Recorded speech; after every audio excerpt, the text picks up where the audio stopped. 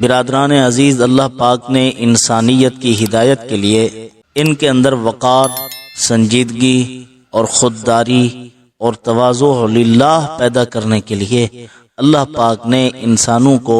کتاب اللہ بھی عطا فرمائی ہے، رجال اللہ یعنی شخصیات بھی مرحمت فرمائی ہے۔ اگر صرف کتاب اللہ کو پکڑا جائے گا تب بھی انسان نقصان و خسران میں ہے، اگر صرف شخصیات کو پکڑا جائے گا تب بھی انسان نقصان میں ہے۔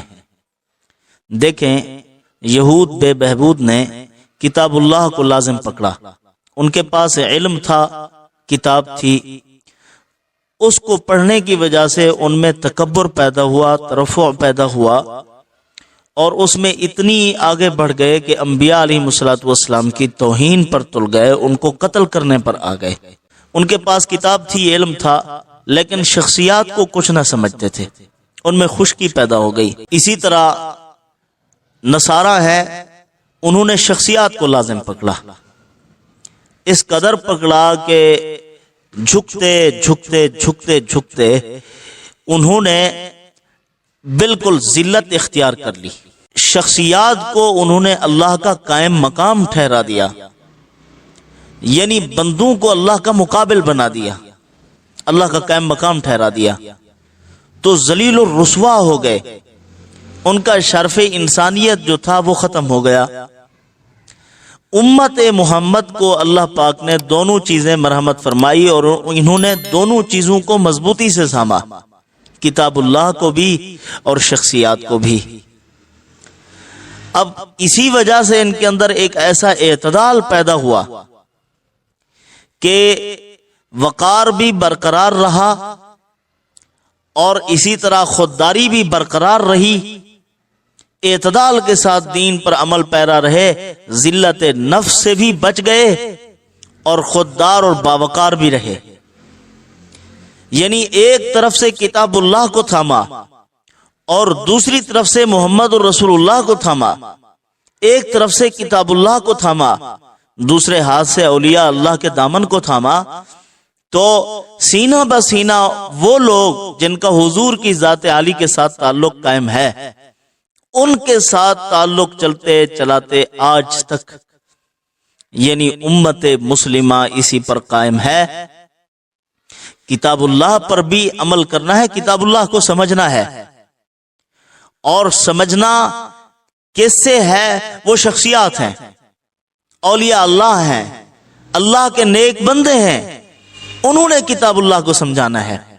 اللہ کی کتاب کو بھی سمجھا ہے، اولیاء اللہ کا احترام بھی دل میں رکھا ہے، ان کی عظمت بھی دل میں تھی۔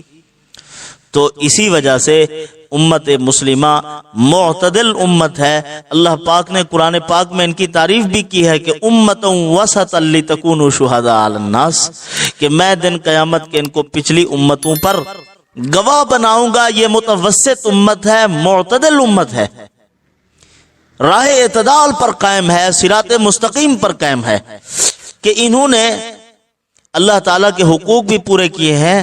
اور کتاب اللہ کو بھی سمجھا ہے، محمد الرسول اللہ صلی اللہ علیہ وسلم سے سمجھا ہے، صحابہ کرام سے سمجھا ہے، اولیاء اعظام سے سمجھا ہے، اکابرین امت سے سمجھا ہے، یعنی شخصیات کا دامن بھی تھامے رکھا، کتاب اللہ کو بھی سمجھتے رہے۔ تو اسی وجہ سے یہودیوں کی طرح